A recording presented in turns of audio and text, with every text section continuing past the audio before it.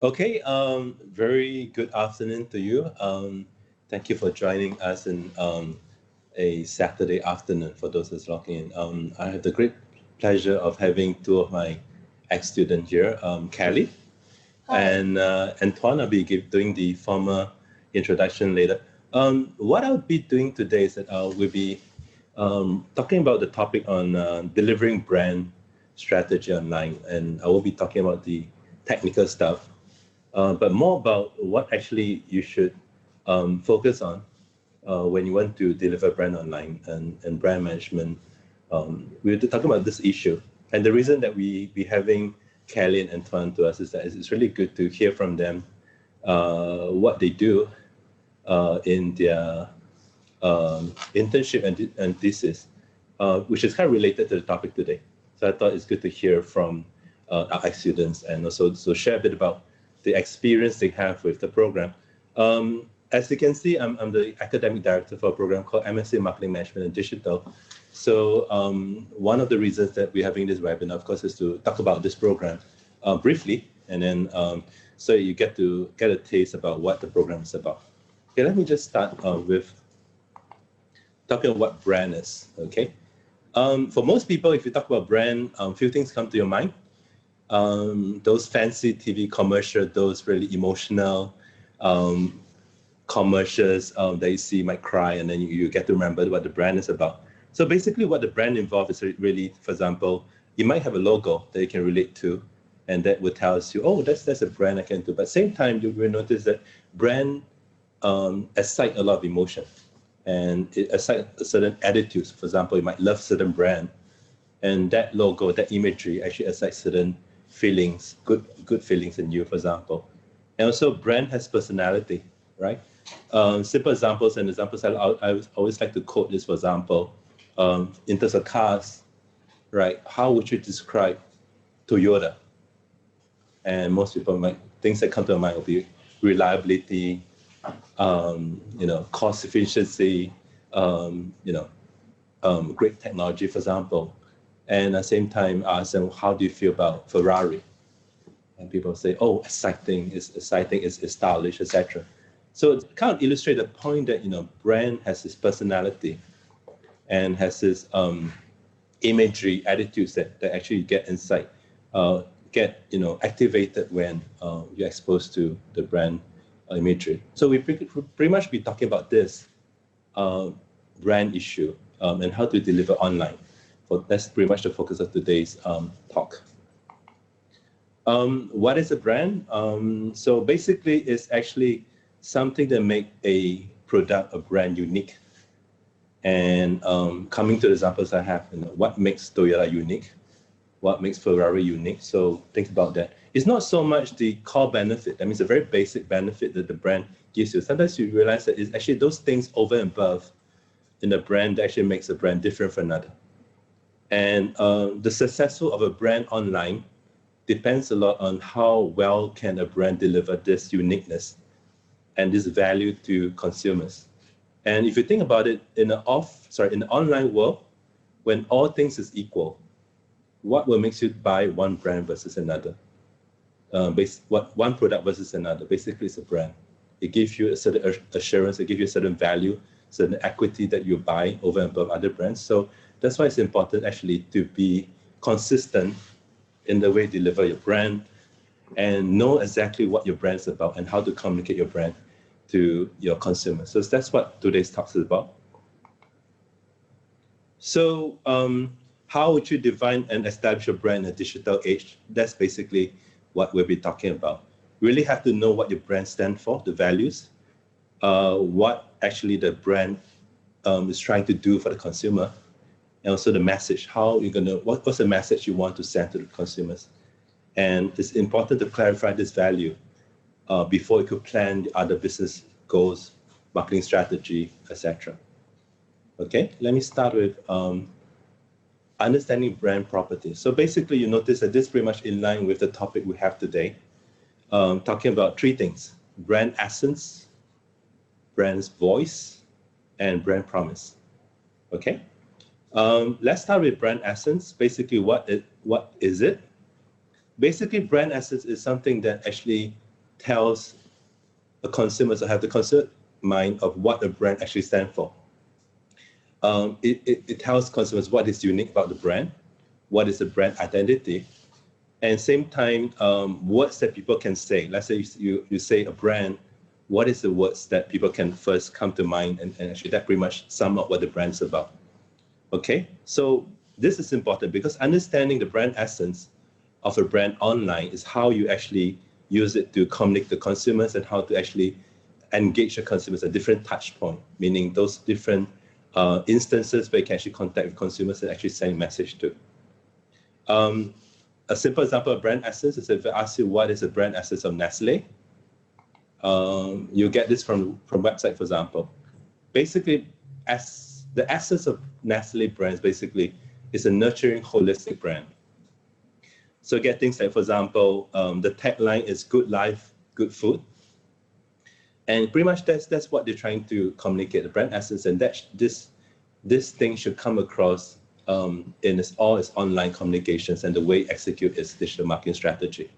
So that's brand essence. So what about brand voice? I mean, brand voice is coming to pretty much asking the question is, if Toyota is a person, for example, how would this person sound? What kind of things would it say? What kind of jokes, for example, would this person crack, for example? What kind of lifestyle and how does it come across in the conversation? Same thing, is Ferrari is a person, how would this person communicate to you? There's one company that actually do that in terms of company policy. I'll talk about that later. So brand voice, what it is basically the voice that goes in line with the brand personality, right? If I'm a reliable person, how will I speak to you? Voice is important, right? Because it actually evokes certain emotions in you, right? Ferrari, if it's an exciting brand, it should evoke the feeling of excitement, feeling of being, thrill, being luxurious, etc. And the right voice attract the right target audience. The right voice should attract the right customers, okay? And the voice differentiate yourself from competitors. So the company I'll be illustrating is actually a company called MailChimp. Okay, MailChimp is actually a emailing customer relationship software company. And the reason I'm showing this is because in their website, they're very specific, telling the employees how should MailChimp sound online. For example, they say that we have a sense of humor, right? So feel free to be that should become natural to you. The voice that they project online, they're plain spoken. That means even if it's a technical issue, you should explain to customers in plain English. They're genuine. Basically, they do what they say, etc. So they do have humor, but they also define what humor is. So it kind of goes to show that even for a company, it's important for you to project the right brand image, to have the right voice, and that should be consistent in the way you communicate to consumers online. So finally, let's talk about brand promise, right? What brand promise is that is basically what is the value that a brand gives to consumers. Okay, what is the unique selling point, for example? What actually does a brand guarantee to consumers? And what is the problem that this brand solves, for example? So basically, what has always come across in the online world is that you need to be genuine. You can't fake things in online, because if you say something untrue, there's always someone here to correct you online. Say, oh, that's not true because X, Y, Z, for example. So it's important to know what actually your brand is, what value it adds, and at the same time, try to deliver that online. So a lot of you might be familiar with Pinterest. So the value proposition of Pinterest is basically a few millions of your favorite things. So the value proposition is straightforward, right? They're going to collect all the things they're excited about and then present to you. So that's the brand promise that they try to deliver, and that's how they communicate to their customers. So basically, three things today: brand essence, brand voice, and brand promise. And basically that pretty much in line with some of the things that Kelly and Antoine will be talking about later, that this is how they relate to it. I'll give you a simple illustration of why is that relevant. So basically, yes, the two person I have with me here, Antoine, who is now, who just graduated not long ago, in a few months with us, and he's now an associate consultant in Ernst & Young, doing performance improvement. And with Kelly here, which is same thing, she graduated same batch as Antoine a few months back. So she's now a cross-border e-commerce project manager in Sanofi. Okay, so really great of them to be coming here to share with us what they do in the course and in the thesis. Of course, I guarantee what they say will be relevant to brand essence, brand's voice, and brand's promise. Basically, that pretty much the two of them is a product of the program called MSE Management Initiative. And as you may know from my introduction, that's pretty much the program I'm directing. So just to let you know how the program is, so that you know the kind of training that Antoine and Kelly went through before they got this job they have. Basically, it's a 1-year full-time program, and it's pretty rigorous program in the sense that things happen really fast. So what we try to do, if you look at the chart, there's T0, T1, T2, and T3. Okay, T0, T1, T2, sorry, so it's blocking my screen. Okay, basically what they do is that it's a program that takes in people, not only someone with business background, but also someone without. So that's why we start off giving them basic management training in strategy, accounting, international economics, negotiation, for example, pretty much to prep them in case they doesn't have a business background to know about business. As you can see in the modules, there's three horizontal green blocks. These are the courses that they take in T2. It's a program focused on digital marketing. So we do things like digital marketing strategy, social media, mobile marketing, inbound and content marketing, all the good stuff of digital marketing. At the same time, because of the legacy of the forte of ESSEC Business School, it's also a program that we focus a lot on luxury marketing. So we teach courses like luxury brand management, innovation disruption, luxury industry, and retail management in luxury industry. And finally, we add in courses which we think are highly relevant to the marketers out there, courses on analytics, on consumer behavior, on managing relationship, and doing both qualitative and quantitative research. Some of the other things we do is that we have something called a digital marketing challenge. Basically, it put students in the shoes of company, and the company literally work with us to share with us the problems they face day to day, and the student is given a certain time frame to come up with the solution they have and present to the company directors. We now have something called the design thinking workshop. Basically, it's a 1-week program where students are taught on the design thinking methodology. It's useful to equip students with design thinking because a lot of things that you do in digital transformation has to do with process improvement and putting yourself in customer shoes and coming to a solution that is ideal. And that's pretty much in line with what Anton will be talking later. Getting consumers to be co-producer in what you're delivering. There's actually an overseas study trip component. Of course, I like to add that this year, because of the COVID-19 problem, that has been compromised. But having said that, for the past 2 batch, we've been sending students to countries like Hong Kong and Shanghai for company trip. And the companies has obviously been very forthcoming in sharing their challenges, their experiences in operating the different in the market. Okay, finally, the students finish up the course with the 4 to 6 month internship, which is actually what Kelly and Anton will be talking today. Basically, the internship is where they actually implement what they learn in the program at the same time, pick up some new skills in the internship. So that's it for the program. Thank you for listening to my brief on that. So let me talk about the 2 theses that Kelly and Anton will be talking about. I told them not to be too technical, but nevertheless, this is the actual thesis title. The first one that the thesis is about has to do with is done by Kelly.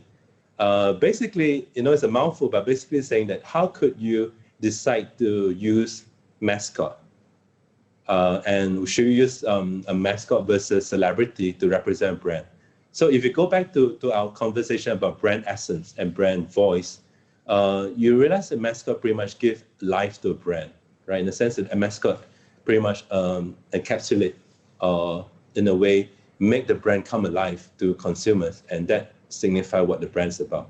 So basically what Kelly is talking about. So there's a lot of relevance in portraying the brand essence and giving the brand a voice to communicate to consumers, okay? The next thesis done by Antoine. Okay, so it's a long title, but basically it talks about getting consumers involved in the production of your product, getting consumers involved in the process, in the co-creation process, in the sense that sometimes it's good to get consumers involved, in the sense that then you know what they want, and that has a lot to do with brand promise, right? In order for you to deliver what the consumer wants, you really need to, for example, understand what is the need and how does the company comes in to fulfill the need.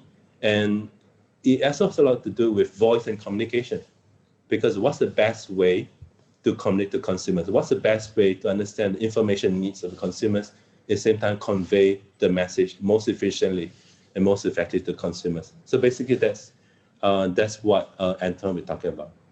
So that's enough of me. I shall now pass on to Kelly, which will briefly talk about her thesis, what she did, and what's it about. Kelly, thank you. The floor is yours. Yeah. Thanks, Prof. Tak. So the thesis that I've done is called The Mediators for the Endorsement Effect of Mascot. And this topic was actually inspired by my internship experience at Super Union Singapore, which is a brand consulting company.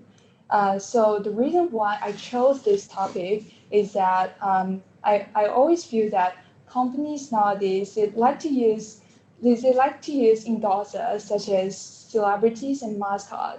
But some of the companies, they only choose to use mascot for the sake of having a mascot without actually knowing the effect of them. So I did this dissertation in order to explore what's the relationship between mascots and the final purchasing intentional effect on the customer side, of course. So as Prof. Tak just mentioned, brand essence is very important. And in order for the customers to capture the brand essence, we have to turn this intangible concept into something that is actually tangible. So I guess mascots is quite relevant into this digital era. So as we can see, myself is a Chinese national, and I'm sure that for China people, we are quite familiar with international shopping platforms such as Taobao, Alibaba, JD, etc.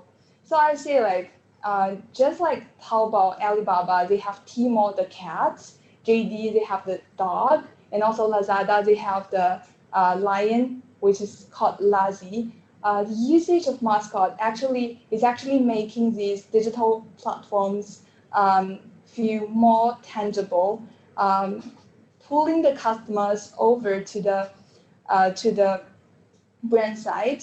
So when the customers think of the brands, they will think of their interactions with the mascot. Also, the mascot can appear in various marketing and branding campaigns so as to raise the brand awareness amongst the public, so that the brand is no longer something cold. It's actually something that is quite tangible and capturing the consumer's heart as well.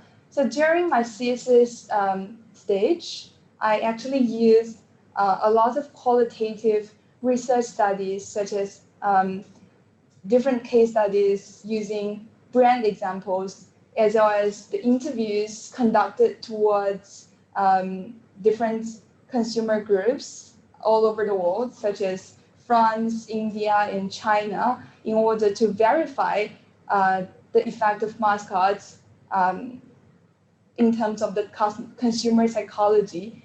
So in the end, I came to the conclusion that brands should not use this mascot for the sake of the mascot. The image of the mascot should always be capturing the brand essence, the brand identity. It should always be in line with the brand tone of voice, the brand identity, so that the customers can feel the company's corporate culture from the mascot image. One example is that I mentioned in the dissertation is that Olympic, which is a very famous sport brand. In 2008, Olympics used Fuwa as their campaign mascot. So I say like Fuwa is a very typical example that capture the brand essence as well as delivering the spirit of Olympics. So I think this is a quite nice paradigm of the usage of mascot. Yeah, so I say like from this study, I also really realized that the brand can actively use different visuals and illustration to capture consumers' hearts, and these strategies should always be in line with their marketing and branding identities as well. So yeah, and speaking of my internship, I think M&D, the program, really helped me to guarantee a position at Super Union Singapore, which is a quite nice experience to me as well, because I actually found this internship during the organization of M&D study trip last year, because I was the team leader of the organization, of the organizing team, and during the reaching out stage to different companies, I had the chance to speak directly with Super Union's senior strategists, where they intentionally offered me an internship opportunity. So I went for the interviews, and I had the chance to really be an intern at that company. I guess that's pretty much that. Okay, just to clarify to the audience, what Kelly meant was that for her batch, the study trip she went to is in Hong Kong. And usually what we do is that we let the student organize the study trip, and Kelly is actually the chairperson for the organizing committee. So the benefit of that is that it opens up opportunity for her to actually talk and meet up and to actually communicate with the company rep. So I think what she's saying is that opened up opportunities for her, and that it helps her to secure position in Super Union. What about, it so happens, it so happens I'm the supervisor for Kelly and Antoine thesis. So I know a bit about the dissertation, the thesis. So what about celebrity? We didn't talk about that. Does it make sense to use mascot versus using celebrity? What is a better option? I say like the companies should absolutely conduct the cost-benefit analysis when they are considering the usage of mascot or celebrities, because the advantage of celebrities is that KOLs, they have their fan groups, so this is a very large base already. While the mascot, like in order for the brand to attract a large fan base, it takes a lot of time. However, like when it comes to mascot, of course the cost is a lot lower compared with the celebrities, because the companies have to pay like a very large sum, which is the upfront cost, in order to hire them to actually speak for the brand. And also the celebrities, most of them, they will be endorsing more than one brand, which is a bad thing for that particular brand, actually, because the customers, they might confuse the endorsement effect of the celebrity if they are endorsing like multiple brands which are close competitors. Well, for the mascot, in mascot case, one mascot would only be endorsing one particular brand. So that will actually intensify the endorsement effect amongst the target audience. Okay, yeah, sure. Mm-hmm. I also like to point out that, now more and more consumers are open to the idea of having virtual celebrity. So for example, companies actually going to, for example, Gucci, for example, has a virtual celebrity. So nice things about having virtual celebrities that they don't age and they don't get into scandals, and you pretty much can make them do what you want. So basically, even celebrities moving into more and more like mascots. So basically, that's what I want to say. Kelly, what about the program? So does the program prepare you well enough for your job that you eventually take up in the industry? Yes, absolutely. I think one of the great advantages of this program is its practicality. We really had the chance to cooperate with different companies based in Singapore or based in Southeast Asia, and we had the chance to deliver actual projects towards their senior management teams. So like I always remember for postgrad students like us, we can already have the chance to speak in front of the company's senior management teams and deliver the presentation very efficiently, effectively, and confidently. I think that was a really great strength of studying this program, because like it's actually a simulation of the real job environment, which actually gets you very, very professionally prepared for your future job.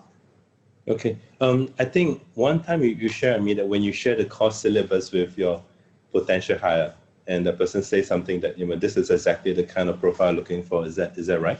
Yes. So during my interviews with Sanofi, I actually presented my course syllabus to their management team, and I think the interviewer was quite satisfied with our course content. So we had very in-depth discussions regarding some particular courses, such as mobile and social media marketing and management, because all of these courses are very, very relatable to the actual job content.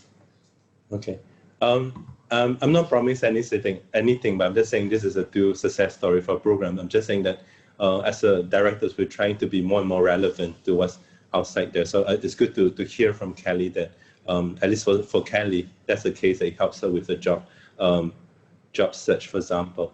And what she shared about presenting to top management is that it happens during what we call now digital marketing challenge. Basically, the students are given company problems and then finally present to the top management. So that's option she's talking about, which is something that we continue to do with our present batch of students. Okay, so thank you so much. Let me move to Antoine, and I know that the topic is a mouthful, but basically it has to do with consumer co-creation, process improvement, etc. Maybe Antoine can enlighten us more on what this project is about. Sure. So first of all, thanks for having us. I'm really happy to be here with you and Kelly to advertise the program. As you mentioned, I'm a former MMD student from last year's cohort and currently working at EY in the advisory service line, and more particularly in performance improvement. And so the team that I work with, really, we're engaged because of our ability to identify and pursue change effectively to create value for our clients, as well as create more engaging journeys for their consumers. And so we're seeing more and more how technology changes experience as well as expectation amongst consumers. And one of the reasons why these expectations and the experience is changing is because consumers are getting more and more empowered. One of the reasons for that is that they're able to actually share part of their experience, their frustration, how they like a product or a process to a really wide network of consumers across the globe, and as well as share their feelings with the brand itself. So they believe that their voice is really valued and helpful for the brand to really become more successful. And so all of the projects that I was on during my internship were really about this, revolved around customer centricity and how engaging the consumer can really help the brand become more successful. So I knew this was going to be the inspiration for my thesis. So I started to dig around and look at, literature, what was going on, and how value could be derived, or how value could be set for experiences of products or processes. And I found out that there's actually two schools of thoughts. One is the,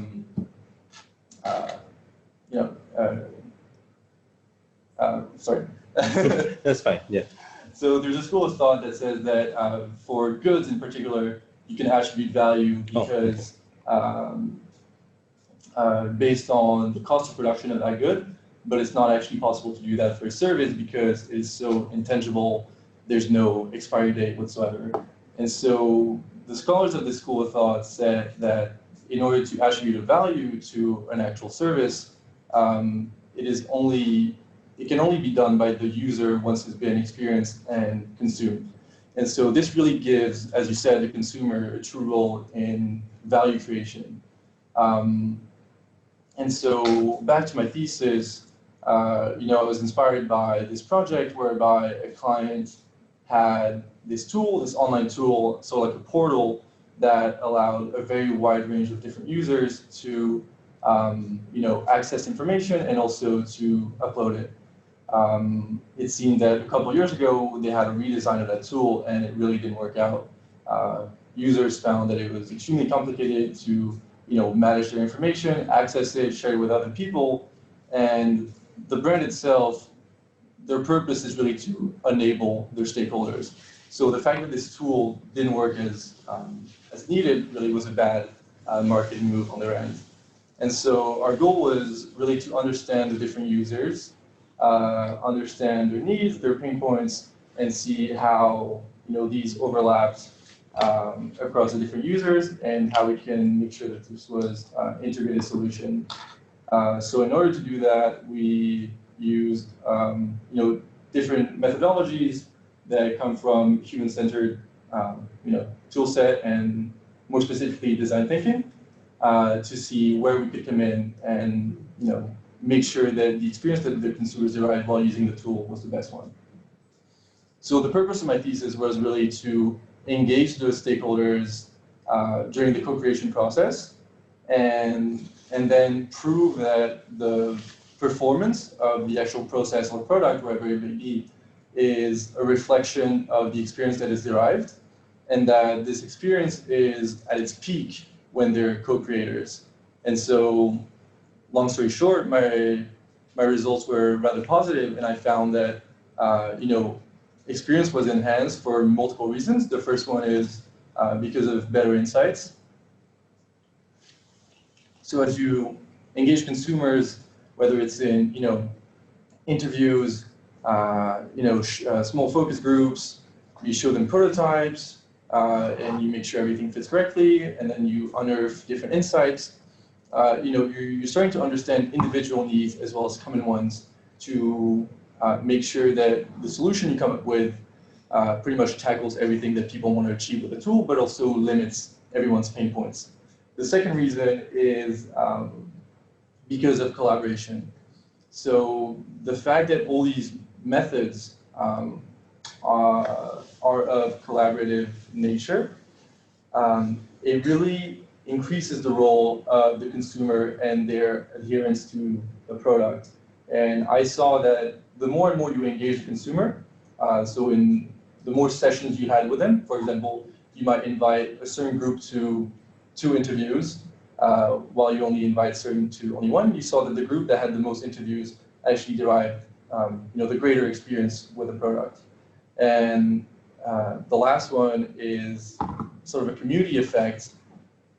As you involve those stakeholders to the development process, they actually became champions or allies to what we were trying to achieve. So they were our allies on the inside, the client institution, and they would be able to champion that change towards successful adoption of the process. I think I definitely learned a lot through those 3-4 months of research. definitely don't think I could have done it without what I've learned in the program. As Kelly mentioned, the fact that we were learning a lot of theory, but also applying it with different clients had helped me before to actually like face clients and understand what they wanted. Yeah. Okay. I think basically it's important to put the consumer's perspective into the way you deliver your product services. That's why there's a lot of emphasis in digital marketing, the concept of customer journey, touch point, for example. So coming to process design, I think that's one. Antoine thesis focus a lot on customer co-creation, understanding processes from consumer point of view. I know it's a bit biased. Maybe it is a good time for me to ask the two of you after we get back into focus. What makes you choose this program in the first place? Just recall back, of all the programs in the world, of all the places in the world you could go to, what makes you choose this program versus Singapore? And at the risk of you saying some negative, is any regret that you have in choosing this program? Maybe we could start with Kelly. Yeah.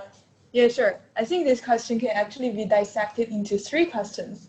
Why Singapore? Okay. Why ESSEC? And why MMD? Okay.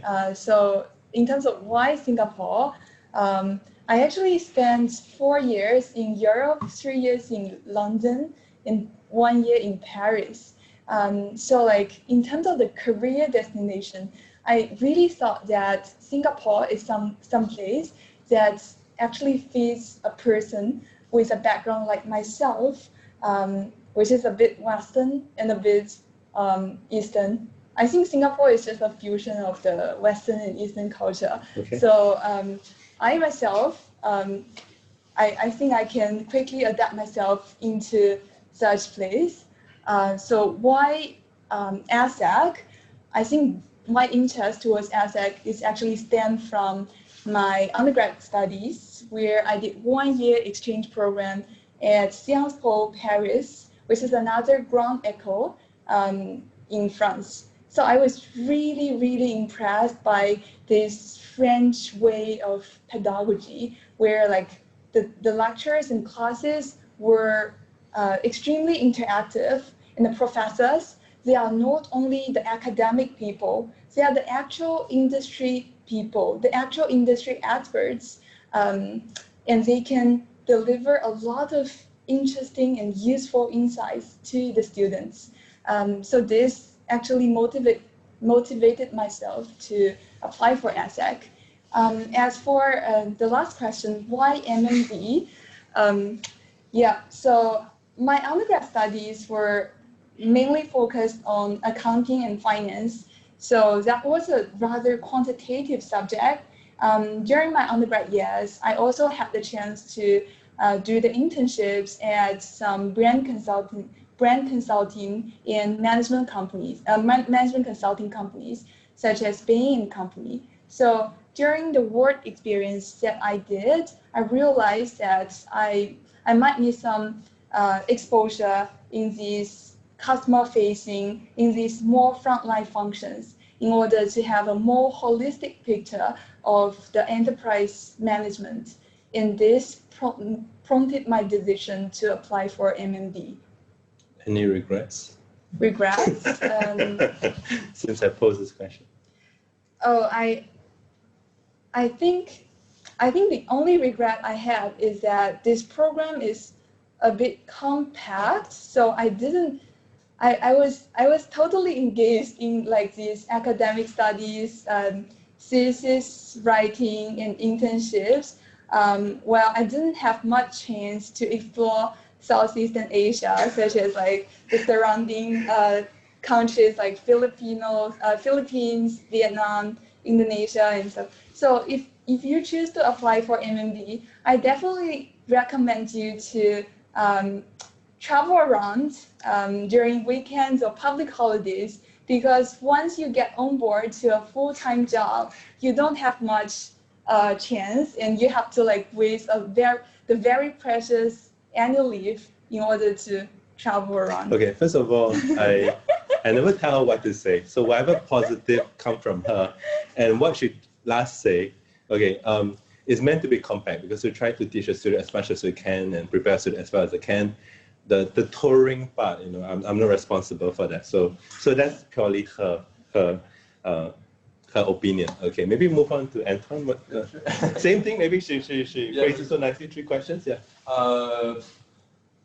So yeah, I'm gonna try not to be too redundant, but so I grew up both in France and in the UK, and then I did my undergrad in Canada, and so I pretty much had, you know, this region of the world to kind of explore. Having done an internship in the luxury industry, it's something that always interested me. I had a pretty keen interest, and I had done business and economics before. Thought that marketing, and in particular, you know, digital and luxury industry would be quite suitable for me. Why I was drawn to MMD rather than any other program, I didn't want to have like the redundant experience of you know, seeing like, oh, accounting 101 again and things like that. You do have some sort of quick foundation courses, so everyone's up to speed, but it's not so much as to have like a full semester of accounting or economics. So that I was really, really glad. And also the fact that it's a new program really showed me how keen it was to you know, train the students to be ahead of the curve in terms of, you know, whatever is digital marketing and you know, having a closer kind of case study at this luxury industry. So I was really keen, and there's definitely no regret in terms of the content of the program. One regret that I may have is that there is a lot happening around here, whether it's in Singapore in general or at ESSEC, and I feel like now that I can't really access any of the groups or any of the activities that they do, I feel like I kind of took it for granted, and I wish I had spent more time, you know, at these activities and whatnot. Yeah. For some reason, the regrets always have to do recreation and travel. Okay, we made the most of the educational part. Okay, just to manage expectation. I mean, I must say that this too, my success story for the program. Of course, there are students who will go on to do more successful things, I'm sure. But I think the question is that, you know, what can the program do for you in terms of internship and job placement? I must say, ultimately, it depends a lot on you, right? What's your aspiration? What is your skill set? How hardworking you are? How much effort you put into it? It really depends. There's no way we can guarantee you. But having said that, what the school tried to do is that we try to create as much opportunity as we can. And being an ESSEC alumni really opens door for you, simply because ESSEC is such a big alumni out there. There's a lot of who's who in the company that belongs to who are ex-ESSEC students. So that's that much you can be assured of. I think another question you might have is that, you know, why did the two of them end up doing thesis after doing internship? I think it has to be aligned with our philosophy in the sense that that student internship shouldn't be left to be, you know, laissez-faire, in the sense that when we place it in internship, we want them to be solving real company problems. So that's why when they go to internship, they literally brief saying, oh, you should have a problem statement, a real company problem trying to save, and then we guide them through the process. Of course, since this is a master's degree program, naturally there have to be some theoretical framework to guide the analysis and the study. So that's what I'm quite happy that Kelly and Antoine is going to do.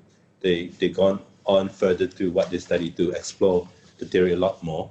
And then after that, you know, collect the data and at the same time came up with their recommendation, which I think the company that they work with are pretty happy with, actually, because the company also get to learn new things from the efforts in the thesis. So that's the reason why it's a philosophy for students to have both the internship and the thesis. So that pretty much bring me to this. Bring me to this slide. Yeah. If you like what you hear and just want to find out more about this program, so please do visit our webpage, and there you'll find, I suppose, videos of some testimony from the student, more information about what the program is about, of course, the courses that provide, and maybe some pictures of us visiting companies and all. Of course, most importantly, there's email there in the screen right now that you could actually email, and in case you have any questions, that because this is not interactive session, unfortunately. In case there's any question, feel free to email us so they can give us a chance to answer the question better. Okay, so when is the application deadline? Round 1 and 2 is already over, and so far the response has been really good. In fact, after your batch, right? I told you the application has gone up 5 times. So after that, it's gone up even more. So so it's pretty competitive. So please do send an application in and try to put in as good application as you can, so that we'll get a chance to really see the best of you and make an informed choice. Okay, so hopefully I give you enough time to write down the email address. If not, take a mobile phone and snap a picture. And do know that the deadline for round 3 is 3rd of March, and the application deadline for round 4 is 28 April. We have made things easier for applicants in the sense that we decided to scrape a GMAT requirement. Usually the GMAT requirement will actually give some stress to the student, in the sense that they have to, especially for those who haven't taken GMAT, they have to prepare for GMAT. That kind of slow things down. Through the different rounds, through the batches, we have realized that GMAT might not always be the best gauge of a student capability. So we tend to move on to other criteria. So basically, I think 3rd March and 28 March, taking away that GMAT requirement will make things easier for you. Okay, if not, really thank you so much for your attention. And I'd like to thank again Kelly and Antoine. Thank you. I know it's a Saturday afternoon, not the best time to come here, but I'm really grateful you can join us. And of course, the audience, thank you for spending time with us. Thank you.